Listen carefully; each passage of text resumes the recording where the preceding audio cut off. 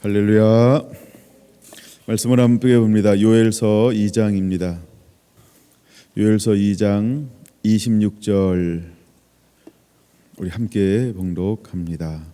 너희는 먹되 풍족하게 먹고 너희에게 놀라운 일을 행하신 너희 하나님 여호와의 이름을 찬송할 것이라. 내 백성이 영원히 수치를 당하지 아니하리로다. 아멘. 할렐루야. 하나님을 찾는 사람 여섯 번째 여호와의 이름을 찬송하라.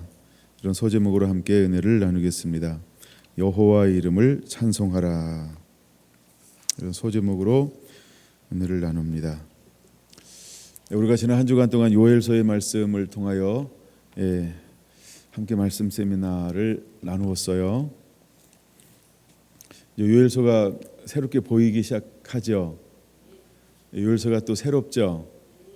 여러분들에게 요엘서가 새롭게 되기를 원합니다. 부두엘의 아들이다. 그의 정체성, 그의 가계, 또한 그의 출발점은 부두엘로부터 시작이 되어집니다. 부두엘은 하나님을 확신하고 있는 하나님 앞에 신실한 자입니다. 근데 그에게 아들이 있었어요. 요엘입니다. 요엘은 여호와는 하나님이시다, 이런 이름의 뜻을 가지고 있어요. 그래서 이름에는 의미가 있고, 또 그 이름을 질 때에는 그 부모의 소망, 소원, 때로는 하나님의 마음, 이런 것들이 함께 실려지기도 합니다. 자, 요엘을 한번 복습을 먼저 해보려고 합니다. 첫째, 우리에게 중요한 것이 뭐냐면 귀 있는 자는 들을지어다입니다. 그래서 1장 2절에 이것을 들을지어다, 너희는 귀를 기울일지어다, 이렇게 말하고 있다라고 하는 것입니다. 우리는 하나님의 말씀을 들을 줄 아는 자가 되어야 합니다. 하나님은 말씀해 주시고 또 우리에게 성령을 부어 주시고, 그러면서 그 시대에 하나님이 주시는 그 말씀을 우리 모두가 깨닫기를 원하는 것이 우리를 향한 하나님의 뜻이라는 것입니다. 그래서 3절에 보니까 1대, 2대, 3대, 4대에 걸쳐서 말하고 말할 것을 우리에게 권면하고 있다라고 하는 것입니다. 이것은 어떤 한 시대에 끝나는 것이 아니고 모든 시대에 적용되어지는 하나님의 말씀이기 때문에 계속해서 입으로 전해져야 할 것을 말해주고 있는 거죠. 우리가 보통 이제 신명기 6장에 보면 너는 이 말씀을 강론할 것이며 내 자손에게 내 자녀에게 부지런히 이 말씀을 강론하라. 부지런히 이 말씀을 앉았을 때인지 서 있을 때인지 누웠을 때인지 길을 갈 때든지 이 말씀을 함께 가르치기를 원하고 있는 것처럼, 하나님은 요엘 선지자를 통하여서 우리에게도 이것을 4대에 걸쳐서, 이것은 끊임없이, 이런 의미가 있죠. 그러니까 잊혀지지 않는 말씀이 되어야 한다, 이런 의미죠. 그래서 오늘 이 시대에도 요엘의 말씀은 영으로 풀어져야 한다는 것입니다. 우리가 첫째는 이 요엘 시대에 시대적으로 풀어져야 합니다. 그런데 요엘서 말씀은 학자들은 두 가지 견해를 가지고 있다고 말씀을 드렸어요. 하나는 요아스, 이스라엘의 남유다의 8대 왕 요아스 왕 때 하나님이 쓰였던 선지자다, 이런 견해가 있고, 또 하나의 견해는 포로 이후에 돌아와서 이스라엘 민족을 향하여서 선포하는 하나님의 메시지였다, 이런 견해가 있습니다. 근데 우리가 어떤 견해를 취하든 중요한 것은 뭐냐 하면 하나님의 요엘을 들어서 그 시대에 선포하기를 원하는 첫 번째 메시지가 있다는 것이고요. 또 하나는 모든 세대에 하나님은 요엘서를 통해서 말씀하고 싶어 하신다라고 하는 것입니다. 그러면 오늘 우리는 어떤 음성으로 들어야 할까? 물론 이 시대적인 것도 중요합니다. 그러나 오늘 이 시대에 요엘서를 통하여서 하나님은 또 우리에게 무엇을 주시고 싶어 하는가라고 하는 이 하나님의 음성을 듣는 것, 그것이 우리에게 필요하다라고 하는 것입니다.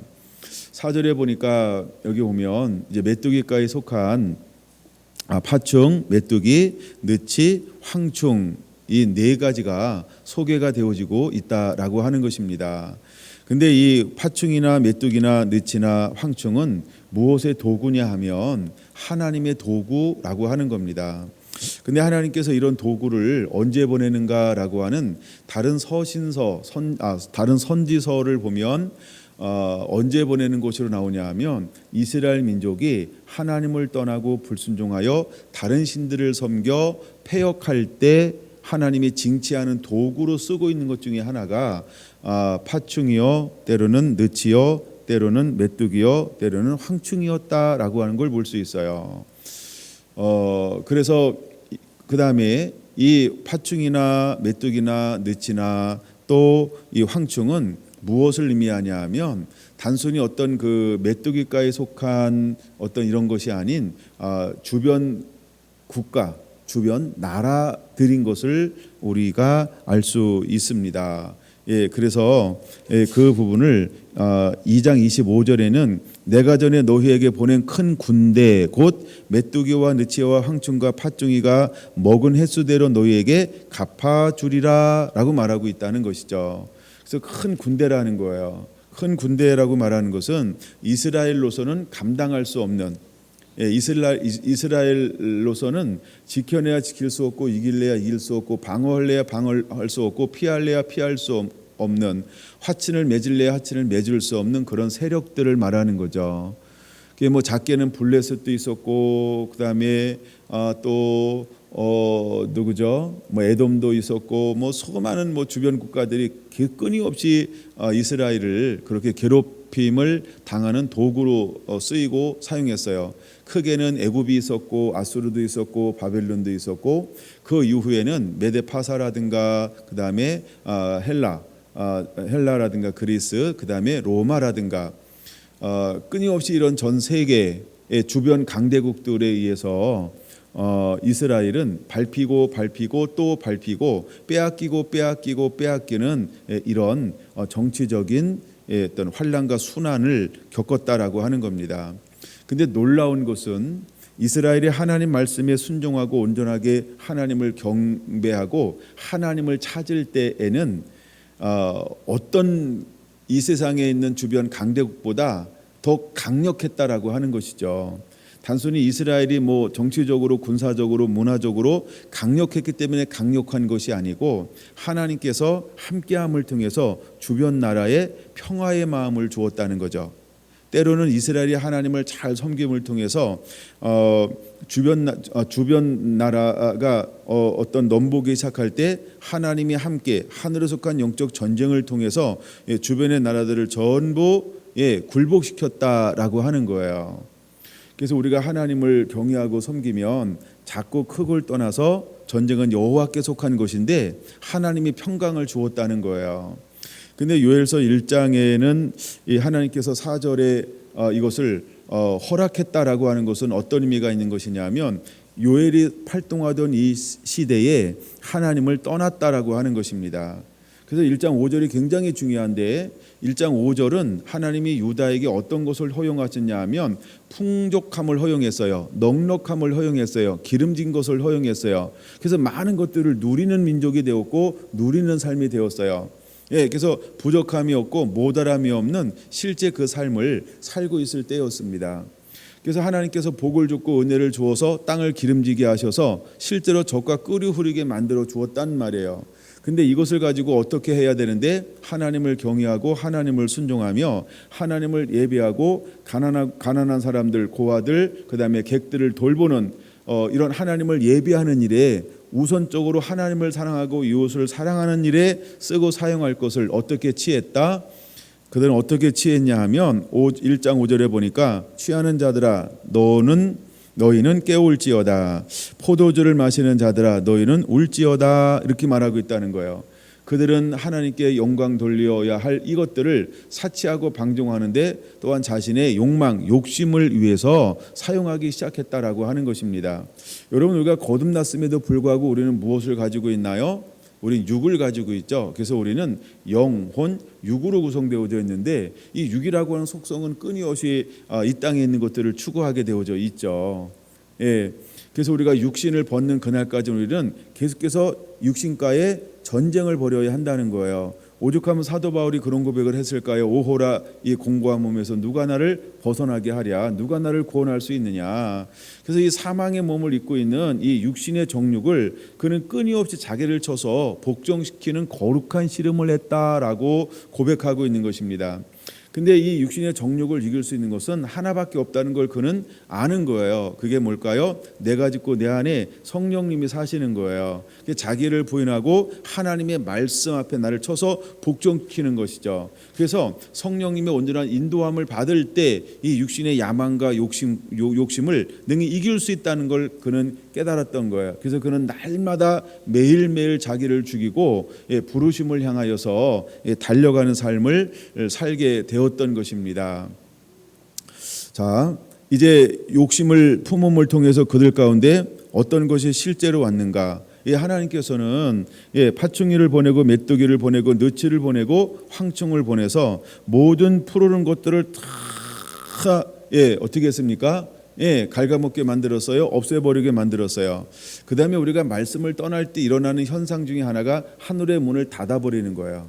그 다음에 칼이 오는 거예요. 그 다음에 세 번째가 전염병이 일어나는 거예요. 근데 여기서는 뭐만 기록되어져 있냐 하면 하늘의 문을 닫는 것만 기록되어져 있죠. 그래서 하늘의 문이 닫혀져서 이 땅에 있는 모든 푸르른 것들 전부 말랐고 시들었고 죽어버리는 결과를 가지고 왔다라고 하는 겁니다. 자, 이 땅에서 산물이 나지 않아요. 그러므로 자연적으로 무엇이 사라질 수밖에 없었나요? 하나님 앞에 나갈 때는 무엇을 가지고 앞에 나가야 돼요? 기름도 가지고 나가고 그 다음에 그 떡반죽 그릇, 그 떡을 만들어서 하나님 앞에 올려지는 소제를 가지고 나가야 되는데 하나님께 드릴 예물이 하나도 없는 거예요. 그러니까 하나님 앞에 나가서 예배할 수가 없는 거예요. 여러분 무엇이 무너지게 되었나요? 예배가 무너지게 되었다라고 하는 것입니다. 우리가 풍요 속의 빈곤이라고 비가 막 오는데 그때 물이 막 넘쳐나는데 무슨 물이 없다 그래요? 그런 것처럼 무엇인가 풍성한 것 같은데 이제는 하나님 앞에 저주가 임함을 통해서 예배를 드릴 수 없는 환경까지 온 거라는 거예요. 여러분 우리 가운데 서서히 오는 이 느치는 우리에게 어떤 걸로 다가올까요? 메뚜기는 어떤 걸로 다가올까요? 이 땅을 시들어버리게 하는 것은 어떤 걸로 다가올까요? 우리에게는 예배를 못 드리게 하는 것이 어떤 것으로 다가올까요? 그것 중에 하나가 우리가 한번 응용해 봐야 합니다. 제가 아까 이제 오전에 하고 싶은 얘기 중에 강조를 많이 안 해서 여러분들 슬쩍 넘어갔을지 모르지만 이사야와 에레미야의 차이점 무엇인지 아시나요? 이사야는 성전을 중심으로 예배드려라 이거예요. 에레미야는요 하나님의 말씀을 순종하는 자가 되어야 된다 이 말이에요. 물론 결론은 둘 다 말씀의 순종이라는 거예요. 근데 이사야 시대는 성전을 중심으로 예배할 때 하나님께서 힘을 주셨고 이스라엘을 도우셨다는 거예요. 근데 이제 에레미야 시대 때는 하나님께서 무엇을 요구하는 거예요? 내가 이제 성전을 헐어버릴 것이다. 너는 뭐라고요? 말씀이 회복되길 원한다. 그래서 나를 의리하고 나를 신뢰해야 한다라고 하는 것으로 하나님이 말씀하셨어요. 그러면 이사야가 에레미야 시대 때 와서 예언하면 이사야는 어떤 선지자가 될까요? 거짓 선지자. 그렇죠? 마찬가지로 이사야 선지자가 가지고 있는 메시지를 신학으로 가지고 있는 이 이스라엘 사람들은 에레미야의 말씀을 어떻게 들었을까요? 이상한 사람이네 이렇게 여겼다라고 하는 거죠. 그 무슨 소리야? 성전을 중심으로 해서 예배해야지 뭐 이거 버리고 떠나라고? 뭐 성전이 무너진다고? 에이 그게 말 같은 소리를 해야지. 지금까지 한 번도 하나님이 성전을 무너뜨린 적이 없고 우리를 버린 적이 없어. 무슨 소리야? 뭐 이렇게 이제 큰 소리 치는 거죠. 이게 옛 거라는 거예요. 즉 신학이 이런 거예요. 그럼 여러분 우리는 지금 어떤 신학 위에 세워졌는지 혹시 아십니까? 종교개혁이 일어난 지 몇 년 되었다? 몇 년 되었다? 공 2개 붙이세요. 그럼 우리의 신학은 어디에 자꾸 세워놔요? 그래서 우리가 말하는 신학의 토대는 어디를 중심으로 하고 있어요? 이때 거요. 그러니까 그러면 이사야 시대 때 에레미야 시대 때 맞아요? 안 맞아요? 이사야가 죽고 난 다음에 에레미야가 일어났는데 몇 년 걸렸다? 100년 걸렸다. 그러면 100년이 지났는데도 뭐가 안 맞았어요? 신학이 안 맞았어요. 근데 500년이 지났어요. 그럼 지금은 신학이 맞을까요? 안 맞을까요?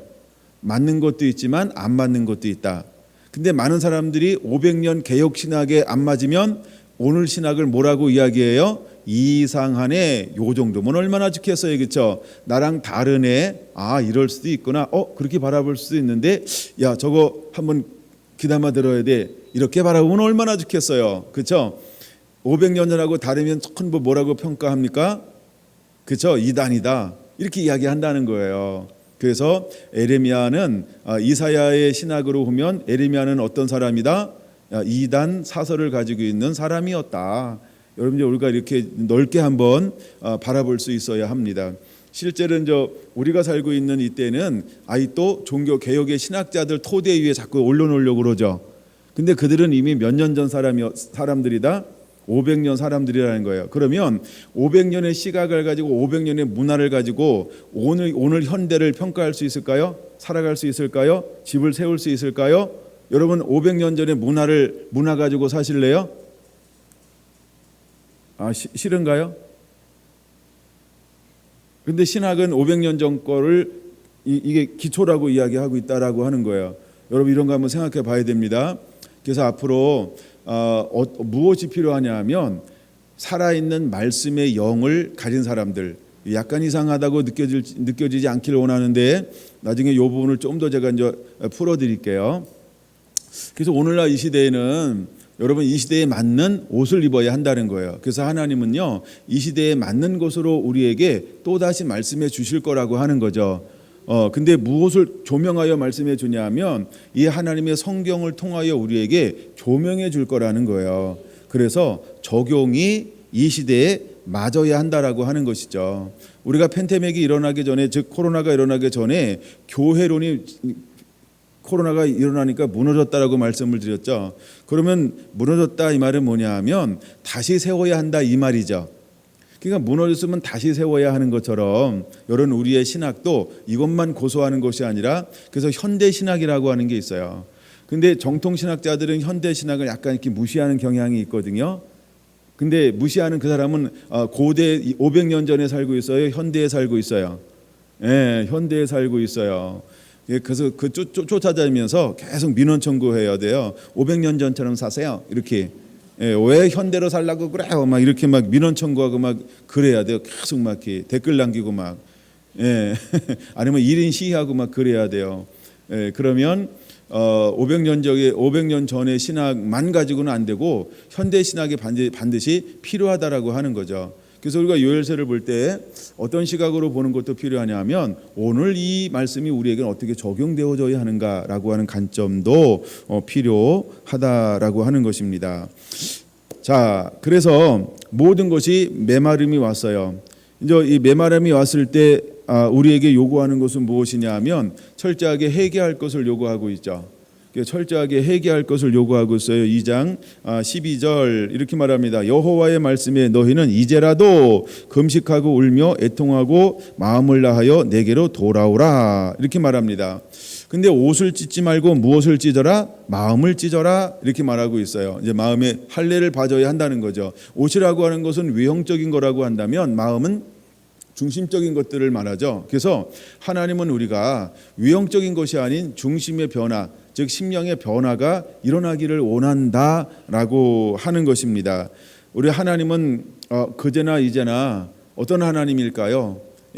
이사야로 말하면 예레미야로 말하면 100년 전이나 지금이나 어떤 하나님일까요? 똑같은 거예요. 종교개혁으로 말하면 500년 전의 하나님이나 지금의 하나님은 똑같다라고 하는 것이죠. 어떤 하나님? 은혜로우시며 자비로우시며 노하기를 더디하시며 인애가 크시사 뜻을 돌이켜 재앙을 내리지 아니하시는 하나님이라는 거예요. 그래서 주께서 혹시 마음과 뜻을 돌이키시고 그 뒤에 복을 내리사 너희 하나님 여호와께 소제와 전제를 드리게 하지 아니하실지 누가 알겠느냐. 하나님의 마음은 어디에 있냐면 예배의 회복이라는 거죠. 그러면 종교개혁할 때 500년 전에는 무엇에 대한 회복을 외친 거예요? 실제로 카톨릭을 통해서 무너졌던 예배가 회복되기를 원해서 예배 회복을 외친 거죠. 그래서 하나님께서 그 시대의 사상으로는 그 시대의 방법으로 개혁이 되어짐을 통해서 하나님이 뭘 기뻐한 거예요? 하나님을 하나님에게 예배하고자 한 그 신학자들, 그때의 종교개혁자들을 축복해 준 거죠. 그렇죠? 그래서 그 시대에 하나님의 개혁을 통해서 회복된 예배를 받으셨단 말이에요. 근데 우리는 아직도 그 시대에 회복된 예배의 옷을 입고 이렇게 예배하세요라고 이것만 강조하겠다는 거예요. 이걸 벗어나야 되는데. 그래서 우리가 서로가 이제 말할 때 우리는 개혁주의다 이렇게 말해요. 개혁주의라고 하는 게 무슨 말인지 아십니까? 그러니까 계속 개혁되어지고 있는 상태. 이게 ing를 붙이는 거예요. 그래서 계속 개혁되어지고 있는 상태를 말하는 거예요. 근데 실제로 신학은 뭐냐면요, 말은 그렇게 하면서도 늘 일로 돌아가자는 거예요. 늘 여기서부터 출발돼요. 그래서 여기 테두리를 벗어나면 아무리 500년이 지나도 그것은 인정받지 못하는 거예요. 대부분이 그렇습니다. 예. 그래서 이제 우리가 이런 틀을 여러분들이 틀이 없는 자가 돼야 돼요. 이런 것에 대한 틀이 없는 자가 돼야 돼요. 그래서 하나님께서 세우고 싶은 사람 중에 한 사람이 사무엘상 3장에 보니까 내가 충실한 제사장을 세울 것이다. 근데 내 마음과 내 뜻대로 행하는 사람을 내가 세울 것이다 라고 말씀을 하고 있죠. 여러분, 그것은 굉장한 개혁이라는 거예요. 굉장한 개혁이라는 거예요. 그러니까 사람들에 의해서 사람의 뜻을 맡고 사람을 기쁘시게 하는 사람들이 아니고, 이제 하나님을 마음껏 하나님이 받고 싶은 예배를 하나님이 원하는 것들을 그대로 담아낼 수 있는 그런 제사장들을 하나님이 세우고 싶어 하신다라고 하는 거죠. 그래서 내게 충실한 제사장을 세울 것인데 내가 세운다는 거예요, 하나님이. 그래서 내 마음과 내 뜻을 그대로 담아낼 사람을 세우고 싶다라고 말하고 있는 거예요. 그럼 우리 성결한 성도 한 분 한 분들은 어떤 예배에 대한 틀이 가지고 있으면 하나님의 충실한 제사장은 못 돼요. 여러분들은 뭘 버려야 할까요? 내가 가지고 있는 방법을 내려놔야 돼요. 난 이게 좋은데 그걸 내려놔야 돼요. 난 저거 싫은데 그것도 내려놔야 돼요. 좋은 것도 내려놓고 싫은 것도 내려놓고 그걸 내려놔야 돼요. 그러니까 내가 어떤 방법으로 하든지 주님께서 야, 이번엔 A 방법으로 해라, 예 이래야 돼요. C 방법으로 해라, 예 C 이래. D 방법으로 해라, 예 D 이렇게 막. 그러니까 하나님이 원하는 방법으로 하자 이거예요. 그게 가장 신실한 자라고 하는 거예요. 내 방법이 아니고요. 이건 내가 봤는데 뭘 본 거를 주님이 원하겠어요, 그렇죠? 우리가 보고 듣고 느낀 게 아니고 하나님이 그 시에 주는 방법으로 넌 즉흥적으로 예배할 수 있겠니? 그럼 그 즉흥적인 예배를 할 수 있는, 할렐루야, 한 번도 안 해봤던 그 길에 첫걸음을 내놓을 수 있는 선도주자가 너 될 수 있겠니? 하나님이 이 사람들을 찾고 있다라고 하는 것이죠. 여러분, 실제로 이사야가 걸어가는 길은 선도주자였죠. 에레미야가 걸어간 길은 선도주자였죠. 포로 때 5년이 지난 다음에 계시를 전 에스겔이 걸어간 길은 선도주자였다라고 하는 거예요. 그건 오늘날 하나님은 어떤 사람을 찾을까요? 선도주자요. 첫걸음을 옮겨놓을 수 있는 포러너, 선도주자를 하나님이 찾는 거예요. 간 길을 또 가기를 원하는 게 아니고, 하나님이 다메섹에서 불러서 한 사람을 변화시키는데, 이 사울 청년이 바울이 될 때 바울은 첫걸음을 뛰는 새로운 선도주자였다라고 하는 걸 우리는 기억해야 한다는 겁니다. 여러분, 요엘은 남이 걸어간 길을 걸어갈까요? 아니죠. 한 번도 안 걸어봤던 그 길을 걷는 사람이 요엘 선지자였다라는 거예요. 그러므로 여러분들은 첫걸음을 옮기고 처음 안 간 길을 가는 것에 대해서 그렇게 두려워하지 않게 되기를 원하고, 그걸 기뻐하는 자가 되시기를 축원합니다. 할렐루야, 할렐루야. 그래서 하나님께서 회개를 요구합니다. 회개했더니 하나님께서 다른 거 말하지 않고요, 무엇에 대해서 말하고 있습니까? 그러면 예배가 회복될 거야. 하나님의 예배를 회복시켜주지 않겠니? 이거에 대해서 말씀하고 있다는 거예요. 1장에서도 뭐가 무너졌다고 얘기하는 거예요? 예배가 무너졌어. 그러니까 회개하면 하나님은 뭘 회복시켜주고 싶은 거예요? 예배요. 잘 보셔야 됩니다. 여러분, 요엘서를 통해서 하나님의 관점이 어디 있을까요? 예배요.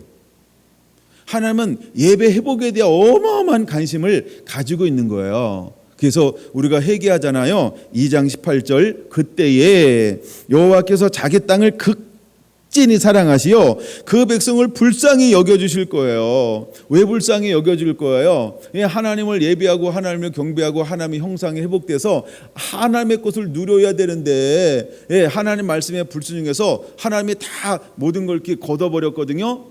근데 그들이 회개하고 돌아오고 주여 나를 불쌍히 여겨 주옵소서 그랬더니 아버지 마음이 아픈 거야.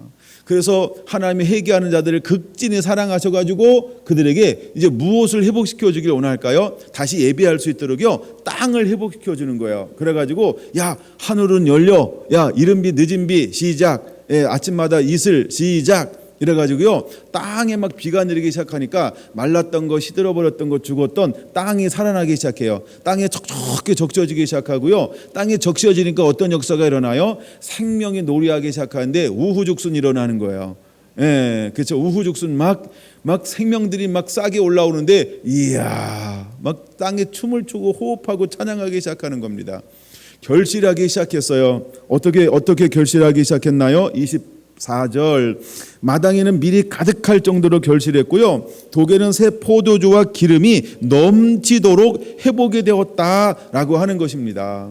그러면서 하나님께서 이제 정말 선포하고 싶은 거예요. 야 너희가 나를 떠났을 때 나를 찾지 않고 내 말에 순종하지 않고 다른 신을 섬기며 나를 떠났을 때 나는 너에게 큰 군대를 보냈었지. 메뚜기를 보냈고 느치를 보냈고 황충을 보내고 파충을 보내서 모든 걸 다 빼앗아 버렸단 말이야. 근데 이제는 내가 너 빼앗긴 횟수대로 갚아줄게. 내가 너를 풍성하게 할게, 넉넉하게 할게, 넘치게 할게. 나를 향하여 마음껏 예배할 수 있도록 내가 너를 이제 도울 거야. 내가 너를 함께 할 거야. 내가 너를 지켜줄 거야 라고 하나님께서 얼마나 신나셨을까. 이 아버지의 마음을 우리가 요엘서를 통해서 충분히 막 느껴야 합니다. 그런 것처럼 하나님은 오늘도 우리가 예배하는 자에게는요 모든 걸 공급해 줄 거예요. 여러분 예배가 첫 자리에 올려놓는 자가 되기를 원합니다. 우리가 먼저 하나님을 예배하는 자가 되기를 원합니다. 할렐루야. 여러분 우리가 예배하자고 할 때, 예배 회복을 할 때, 또 그리고 예배하고 또 예배 회복하기를 위해서 하나님 앞에 정말 힘쓰고 나갈 때 하나님이 그 사람들을 놀라운 방법으로 축복해 주시는데 24절의 복을 그대로 주실 걸 믿으시기 바랍니다. 그 다음에 26절 다시 한번 읽을게요. 시작. 너희는 먹되 풍족하게 먹고 너희에게 놀라운 일을 행하신 너희 하나님 여호와 이름을 찬송할 것이니라. 할렐루야, 할렐루야. 너희가 전에는 줄였느냐, 없었느냐, 빈곤했느냐, 가난했느냐, 그 다음에 한탄했느냐, 슬펐느냐, 통곡했느냐, 이제는 누리기를 원하는 거예요. 먹되 어떻게 먹으라고요? 풍족하게 먹으라는 거예요. 여러분 우리가 마태복음 6장에 보니까 사람들의 욕심이라고 하는 건 뭐냐면 무엇을 먹을까, 무엇을 입을까, 무엇을 마실까, 이거 늘 전전긍긍 막 염려하고 근심하고 걱정하고 막 이러잖아요. 그렇죠? 이게 막 두려움으로 다가오잖아요. 그런데요 우리가 하나님 앞에 회개하고 동기가 회복되니까 하나님께서 복을 주었어요. 그랬더니 어떻게 먹으라고요?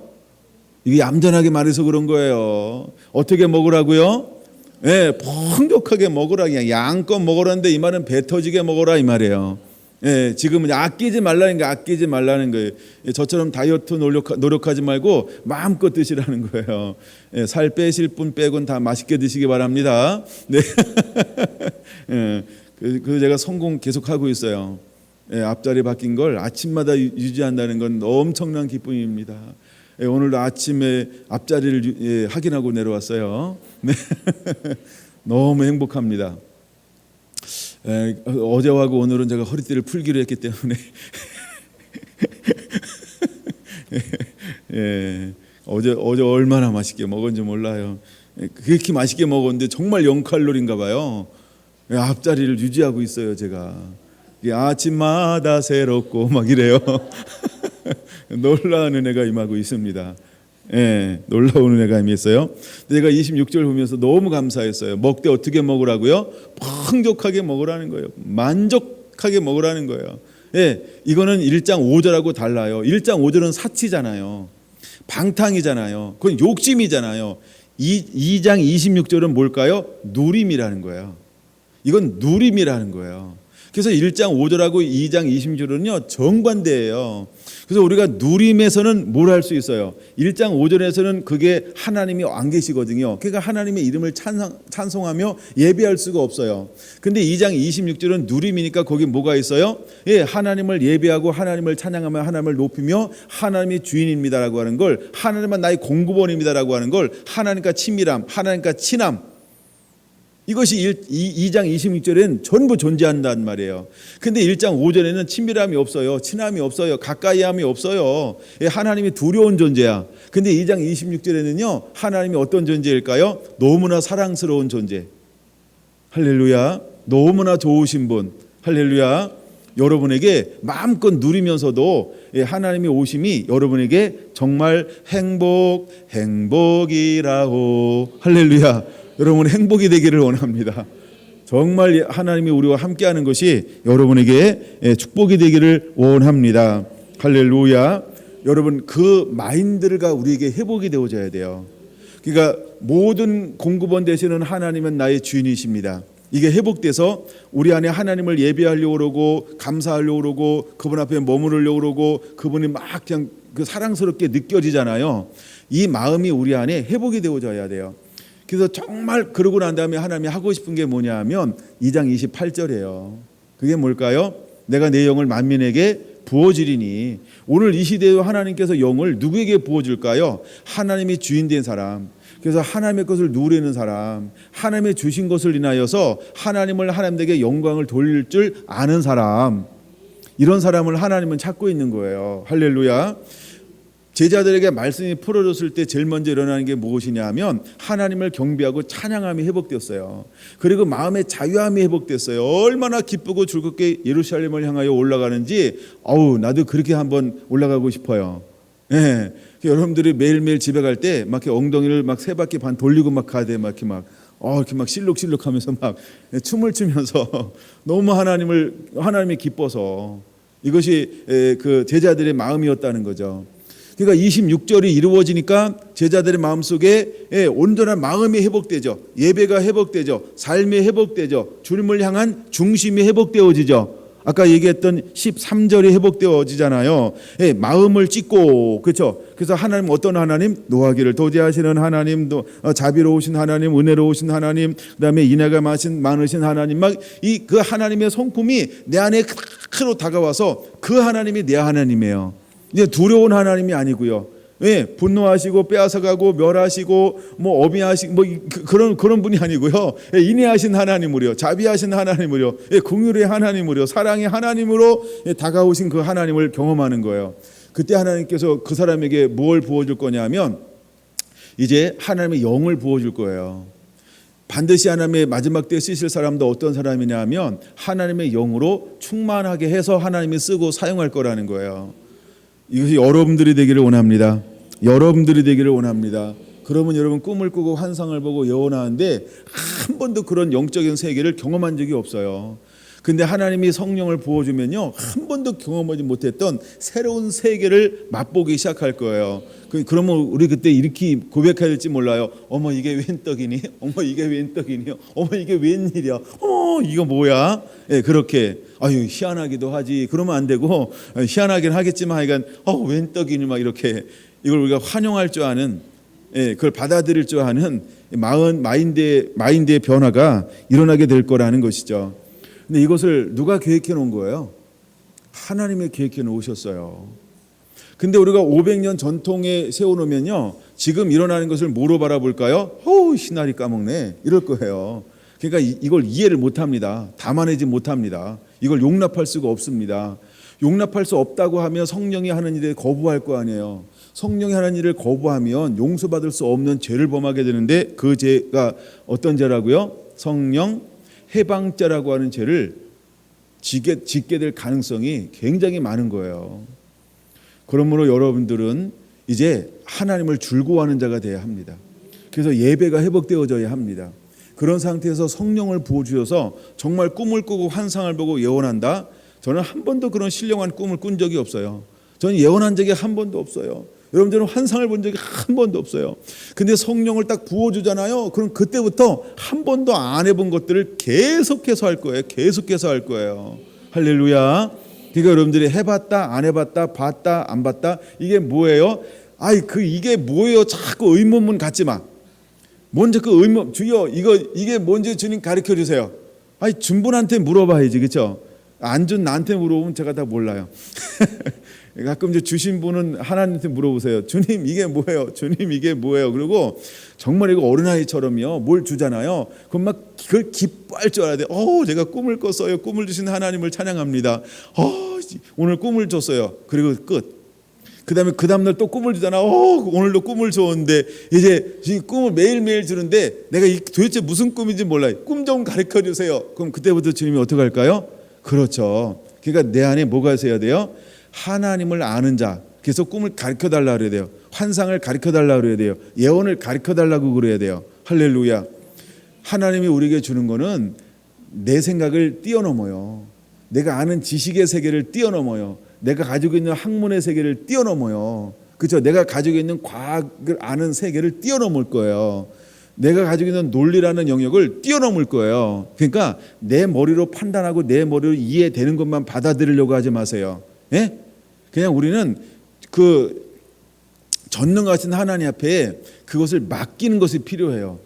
때로는 저도 기도하지만 나도 다 몰라요. 근데 기도하면 주님이 하시더라고요. 여러분 오늘 다 점심 맛있게 드셨나요? 저도 굉장히 맛있게 먹었어요. 뭐가 맛있냐면 미역국. 이야 너무 맛있더라고요. 오이 소백이 이야 너무 끝내주더라고요. 그다음에 고추 소백이 우와 막 그냥 끝내주는 거예요. 그다음에 또 하나 있었는데 더덕무침 우와 내가 반찬을 다 외우고 있어요. 너무 맛있어가지고 커피는 줬는데 안 먹었고 그다음에 수박 우와 수박 맛있대 진짜 맛있대. 떡은 배불러서 안 먹었고 너무 맛있는 거예요. 자 그럼 여러분 한번 하세요. 그렇게 맛있게 먹었잖아요. 얘가 이제 들어가기 전까지 눈에 보이니까 알잖아요. 그렇죠? 입에 들어간 이후에 얘가 어떻게 돼가지고 소화되는지 아십니까? 근데 어찌 이렇게 맛있게 드셨대요? 모르는데. 그렇죠? 하나님의 세계는 이와 똑같다. 모르는 거예요. 근데 마치 막 잘난 척 하려고 없고 그런 건 아니겠지만 하여간 우리는 모르면 이게 뭐예요? 옆으로 자꾸 비켜놓으려고 그래요. 제발 날씬한 것도 좋은데 드셔서 그냥 소화시키시면 돼요. 그러면 얘가 알아가지고 뭐가 돼요? 내가 막 힘될 건 힘으로 빼내고 나중에 버릴 건 나중에 그냥 시간 되면 또 막 다 가게 하고 막 그래. 그렇죠? 안 가는 건 병이에요. 그러니까 때마다 가는 게 건강한 겁니다. 안 버리고 막 쌓아놓으면 도골론다. 이거 곤란해요, 그렇죠? 그런 것처럼 우리가 하나님의 나라, 하나님의 주시는 꿈을 꾸고 환상을 주고 예언하는 것도 내가 다 이해해야만 용납하려고 하지 마시고, 그러니까 그렇게 복잡한 사람에게는 하나님은요 그런 걸 잘 안 줘요. 왜냐하면 하나님이 줘놓고 설득시키냐고 한 10년은 걸려.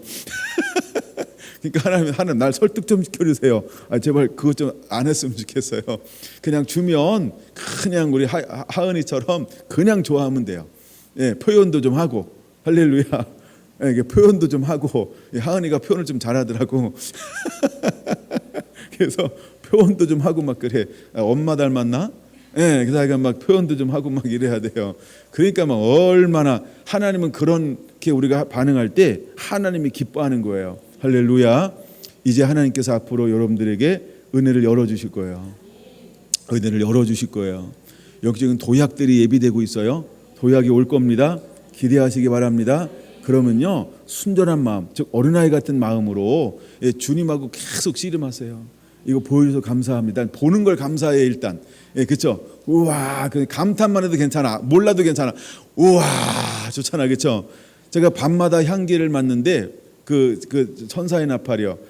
이야, 여러분 교회 마당에 오셔야 돼요. 얼마나 향기가 좋은지 막 몰라요. 거기 몰면서 이렇게 이제 좀 시간 있으면 너무 좋은 거예요. 근데 제가 향기가 너무 좋아요. 그런데 전화 어떤 사람이 내가 문자 보냈는데 이러는 거예요. 그 향기가 어떤 건데요? 진짜 막 한 대 막 집하고 싶고 막 그래 옆에 있으면. 그럼 그러니까 나보고 향기를 이제 글로 표현해 달라 이거지. 그럼 글로 표현해 주면 향기 나나? 그러면 내가 좋다 그러면 그쵸? 그냥 같이 반응해 주는 걸 좋아하잖아. 어떤 여자의 어법처럼 그쵸?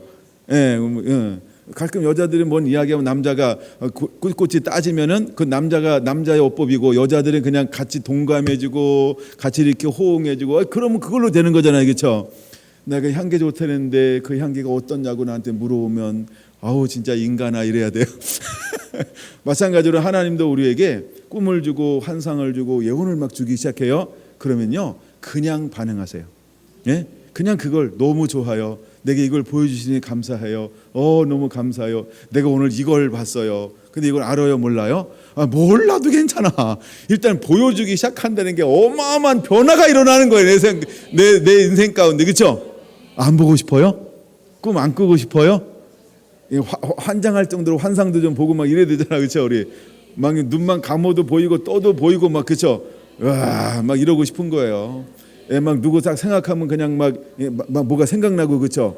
막 예언의 영이 막 임하고 막 이러고 싶지 않아요? 근데 하나님이 이렇게 단순한 사람들을 찾고 있어요. 단순한 사람들을 찾고 있는 거예요. 근데 이게 시간이 지나면 지날수록 저 향기를 표현할 수 있겠죠. 은유법으로 표현할 수도 있고 그렇죠? 아니면 또 다른 거에 빗대어서 또 이렇게 표현할 수도 있고 그렇죠? 예, 그럼 또 빗대어서 표현해도 난 그 한 번도 모르는데 그럼 또 혹시나 그럼 뭘 알아요? 물어가지고 아는 거 해가지고 이렇게 그렇죠? 그거는 이런 향기가 나지만 이거는 그것보다 이런 향기가 더 있어요. 뭐 이렇게 어떤 또 음식으로 또 향기를 막 표현할 수도 있고 그렇죠? 예, 아니면 하여간 뭐든지 막 동원하겠지 그렇죠? 그때 필요한 지혜는 내 역량이 아니고 그분의 역량이에요. 그래서 상대방이 충분히 이해하고도 남을 수 있도록 시간이 지나면 지날수록 내게 지혜의 하나님, 지식의 하나님, 예, 할렐루야, 그분이 가르쳐 주실 거예요. 아멘. 그래서 여러분 우리가 먼저 순전한 마음을 품어야 한다는 거예요. 그러면 하나님께서 우리에게 모든 만민에게 내용을 만민에게 하나님이 영을 부어주기 원한다는 거예요. 그 다음에 남종에게 여종에게 눌려있는 사람에게도 지금은 그리스도 예수 안에 있지 않지만 이제 그들이 회복돼서 돌아올 사람들 돌아오는 동시에 어찌할꼬 하고 회개하고 주 예수 이름으로 세례를 받으면 성령을 선물로 받잖아요. 그런 것처럼 이제 남종과 여종에게도 하나님은 뭘 부어주기 원합니까? 성령을 부어주기 원하는 거예요. 그래서 회개하고 돌아오는 새로운 시즌, 새로운 다음 주자에게도 하나님께서 이런 영들을 막 부어주기를 원할 거예요. 그러니까 우리가 성령을 가지고 있는 사람들을 무엇으로 사용하기를 이제 원할까요? 하나님은요 강한 용사로 사용하기를 원한다는 거예요. 그래서 3장 9절에 보니까 너희는 모든 민족에게 이렇게 널리 선포할지어다. 너희는 전쟁을 준비하고 용사를 격려하고 병사로 다 가까이 나와서 올라오게 할지어다. 너희는 보습을 쳐서 칼을 만들지어다. 낫을 쳐서 창을 만들지어다. 약한 자도 이르기를 나는 강하다 할지어다. 할렐루야. 여러분 우리가 강한 용사가 되기 위해서 필요한 것이 있다고 한다면 내가 먼저 거룩한 자가 되어지는 거예요. 뭐가 되라? 내가 먼저 거룩한 자가 되어지라. 하나님이 우리에게 다른 걸 먼저 필요로 하고 있잖아요. 내가 먼저 거룩한 자가 되기를 하나님은 원하고 있는 거예요. 디모데후서 2장에 보니까 그 집에 여러 가지 그릇이 있어요. 근데 주님이 쓰는 그릇은 어떤 그릇이라고요? 쓰기에 합당한데 자기를 비워서 깨끗하게 한 그릇이요. 자, 하나님이 우리를 강한 용사가 되기를 원합니다. 그러니까 강한 용사가 되는 방법 중에 첫 번째가 뭐냐 하면 깨끗하게 하는 거예요. 깨끗하게 한다는 것은 전제가 뭐라고요? 자기를 비우는 거라는 거예요. 그러니까 자기 생각을 내려놓으세요. 나를 내려놓으세요. 강한 용사는요 내가 하고 싶은 싸움을 싸우는 게 아니에요. 나 강한 용사니까 주님 잠깐만 기다려보세요. 잠깐이면 돼요. 가가지고요 내 원수 죽이고 오는 게 아니야. 그러니까 나를 위해서 강한 용사가 되는 게 아니고요. 누굴 위해서? 주님을 위해서, 하나님 주님이 부르신 그 일을 위해서 강한 용사가 되어지는 거예요. 할렐루야. 그런 것처럼 우리가 강한 용사가 되기 위해서는 자기를 비우고 깨끗함이 필요해요. 자기를 비우고 깨끗함이 필요해요. 그다음에 두 번째가 강한 용사가 되기 위해서는요 말씀의 사람이 되어야 해요. 근데 우리가 이제 성령을 받는 동시에 하나님 우리에게 무엇에 대한 회복이 일어나냐면 말씀에 대한 회복이 일어나기 시작할 거예요. 말씀에 대한 회복이 막 일어나요. 그 다음에 세 번째 우리가 강한 용사가 되기 위해서는 반드시 하나님의 성령으로 늘 매일매일 충만하게 될 거예요. 예, 매일매일 충만하게 될 거예요. 그래서 하나님이 그 사람을 통해서 일할 거예요. 그 다음에 네 번째는 하나님은요 성령을 충만하게 부어주는 동시에 은사의 영역들을 우리에게 은사로 나누어 줄 거예요. 그래서 하나님의 은사를 우리에게 은사, 즉 선물로 나누어 주게 될 거라는 거예요. 그래서 그때그때 필요한 사람들에게 너는 이곳을 위해서 부름받았으니까 이 은사가 필요하겠구나. 그래서 필요한 은사들을 부어줄 거예요. 그러니까 나는 내가 갖고 싶은 거 있을 수 있잖아요, 그렇죠? 그것도 내려놓으세요. 그러나 먼저 주님이 날 쓰고 싶은 것을 열심히 하다가 이제 이쯤 하면 하나님 내가 하고 싶은 거 한번 해볼까요? 그거 안 일어나도 좋은데 꼭 한번 일어날지도 모르니까 하여간 주님이 필요하고 우리가 사역이 넓어지면 넓어질수록 그분이 알아서 우리의 사역의 은사의 영역도 넓혀주실 걸 기대하시게 되길 바랍니다. 할렐루야. 그래서 여러분 우리에게 은사의 영역들을 하나님께서 많이 공급해 줄 거라는 거예요. 그 다음에 몇 번째요? 다섯 번째? 여섯 번째, 그 다음에 다섯 번째, 그 다음에 하나님께서 우리에게 뭘 줄 거예요? 은사를 주는데 은사의 영역도 가지가지인데 이 은사의 영역이 어떤 사람은 그 교회를 이렇게 할 수 있는 은사의 영역이 있어요. 어떤 사람은 어떤 우리가 살고 있는 중부동, 그러니까 어떤 동을 만질 수 있는 권세, 영향력이 그 정도 돼요. 어떤 사람은 그냥 요 시내 정도, 그렇죠? 요 시내 정도 감당할 수 있는 그 영역이 있어요. 그러니까 자기가 어떤 사람은 개인, 그다음에 가정 이런 식으로 이런 사이즈가 있다라고 하는 거죠. 근데 하나님이 맞게 이제는 이것을 주기 시작할 거라는 거예요. 근데 하나님이 처음에 주는 것은 어떤 걸 주냐면요, 전부 2달란트, 5달란트, 2달란트, 1달란트를 주는 것처럼. 근데 그 주는 이유가 어디 있어요? 각 은사대로 다 재능이 있다 그랬죠. 재능대로 주는 거예요. 감당할 수 있을 것 먼저 주는 거예요. 그래서 우리가 먼저 하나님의 감당할 수 있을 만큼의 재능과 영적 권능을 하나님이 허락해 줄 거라는 거죠. 그러면 그것을 잘 감당해 내시길 바랍니다. 그러면 하나님의 어떤 일정 시간이 지나잖아요. 그럼 우리에게 더 많은 것으로 맡기게 될 겁니다. 할렐루야. 그래서 하나님 우리가 강한 용사가 되기를 원합니다. 우리가 강한 용사가 되기를 원합니다. 여러분 강한 용사가 되어야 합니다. 근데 하여간 주님이 마지막 때 이런 사람들을 일으키고 쓰고 사용하고 이런 사람들을 사용하게 될 거라고 하는 거죠. 저는 이 말씀을 굉장히 좋아한다 그랬어요. 이 말씀이 요한계시록 10장과 11장을 연결하는 말씀인데요. 자, 이제 요한계시록 11장에 보니까 거대한 천사의 방문이 있을 겁니다. 근데 그의 손에는 한 가지가 있는데 하나는 뭐냐면 나팔을 불고 있고 하나는 하나님의 두루마기를 가지고 있어요. 근데 음성이 들려오는 거예요. 야, 나팔 불어라 이러지 않고요. 저 손에 있는 두루마기를 갖다 먹으라. 이런 음성이 들려와요. 요한계시록 10장에 보니까. 그랬더니 거기서 논쟁하지 않고 어떻게 합니까? 그것을 갖다가 먹어버려요. 그냥 갖다가 먹으라 그러면 그냥 갖다 먹는 거예요. 어떻게 먹어요? 가져오면 먹는 방법이 그냥 보여. 처음 보는 거잖아요. 그러면 평상시에 밥 먹는 것처럼 그냥 드시면 됩니다. 뭐 특별한 매뉴얼이 있어야 먹고 막 그러지 않잖아요, 그렇죠? 그러니까 하여간 그렇게 드시면 돼요. 근데 그것을 먹는 동시에 내 안에서 영적인 변화가 일어나고요, 신체적인 변화가 막 일어나는 거예요. 그래서 그 말씀이 내 안에 수용성 다 수용이 돼버려. 그러고 나서 입을 벌리니까 전에 없는 무엇이 나가기 시작하나요? 그렇죠. 그 두루마리에 적혀 있는 그 말씀이 내 입을 통하여서 어떤 상황을 만나니까 나가기 시작하는 놀라운 역사들이 일어나게 될 거예요. 할렐루야.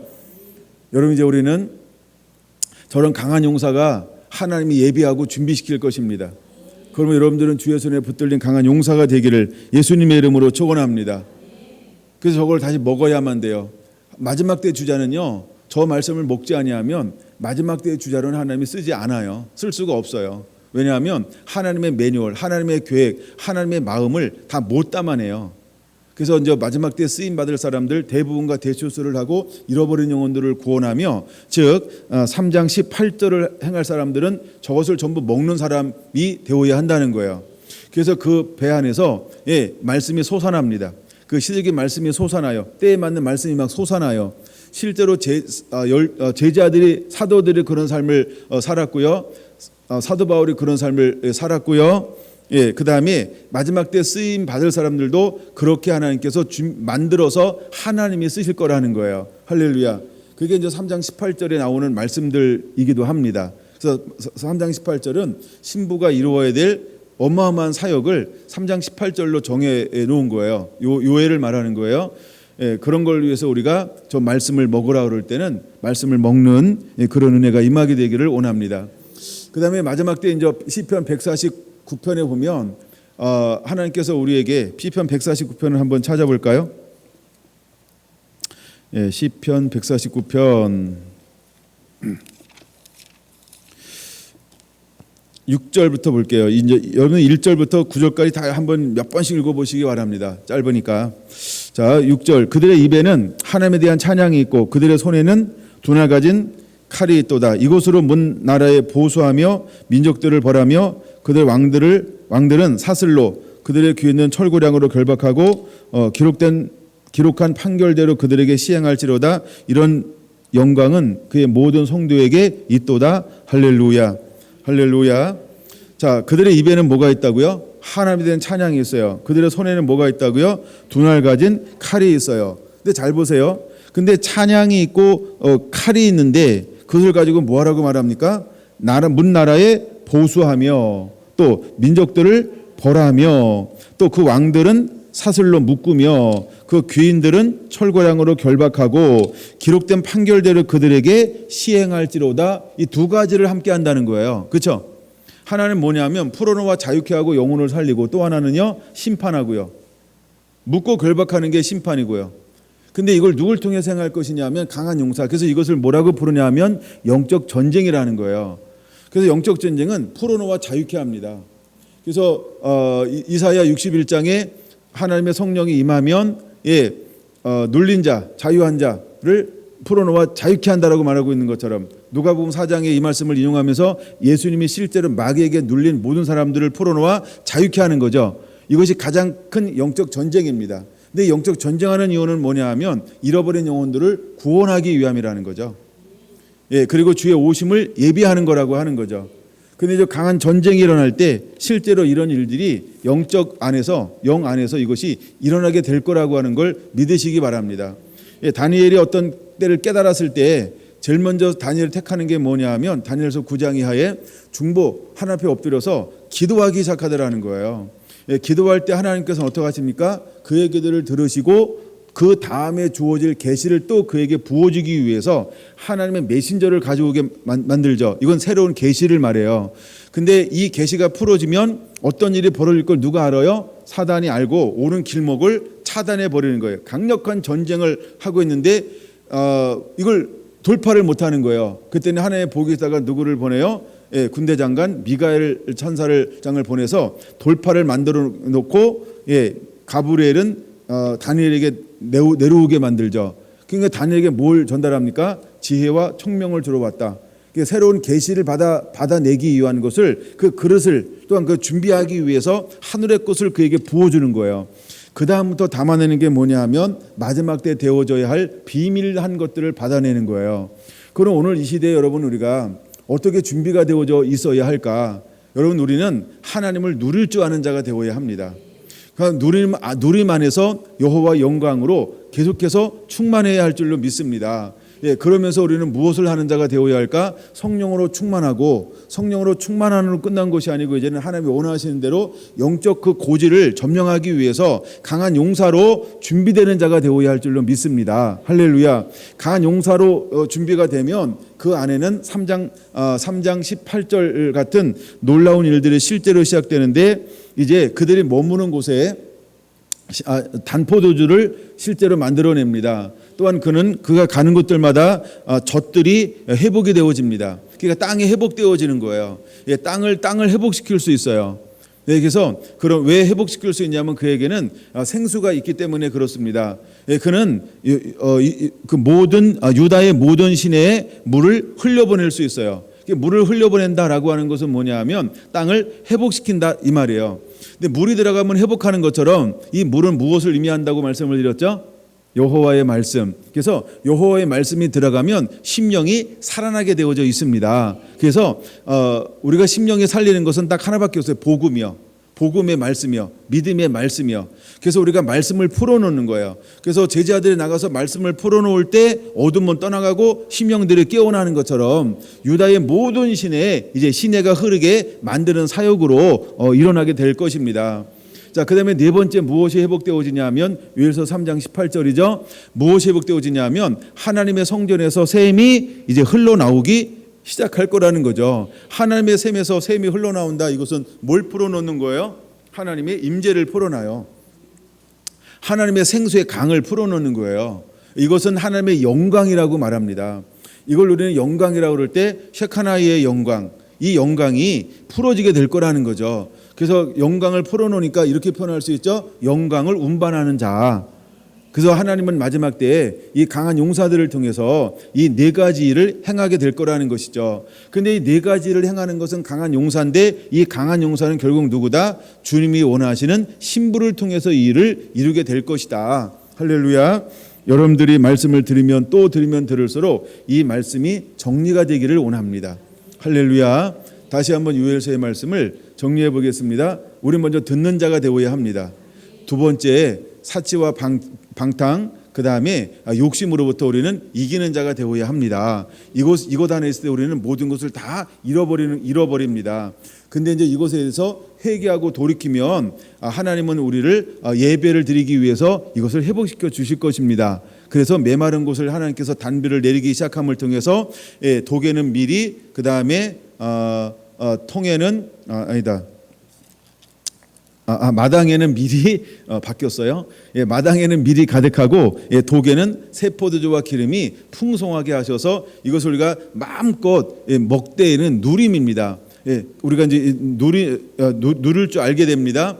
누릴 줄 안다라고 하는 건 뭐냐면 이것을 내 걸로 취하는 게 아니고 하나님께만 영광 돌리고 감사합니다. 그리고 여기서는 두 가지가 회복됩니다. 첫째, 하나님 사랑, 이웃 사랑. 그 두 가지가 회복돼요. 그리고 이것이 하나님 사랑, 이웃 사랑이 회복되어지는 그 심령 안에 하나님은 무엇을 부어주기 원하냐 하면 성령을 부어주기 원합니다. 그래서 성령을 부어서 하나님의 영으로 충만하게 만들 거예요.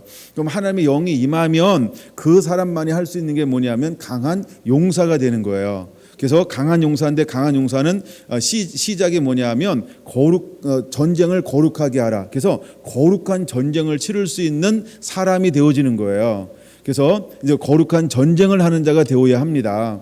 거룩한 전쟁이라고 하는 건 뭐냐면 빼앗겼던 들의 봄이 오나 이런 것처럼 빼앗겼던 수많은, 황폐했던 수많은, 메마른 수많은 것들을 가서 하나님의 복음으로 이들을 변화시키는 거예요. 경작하는 거예요. 돌이키는 거예요.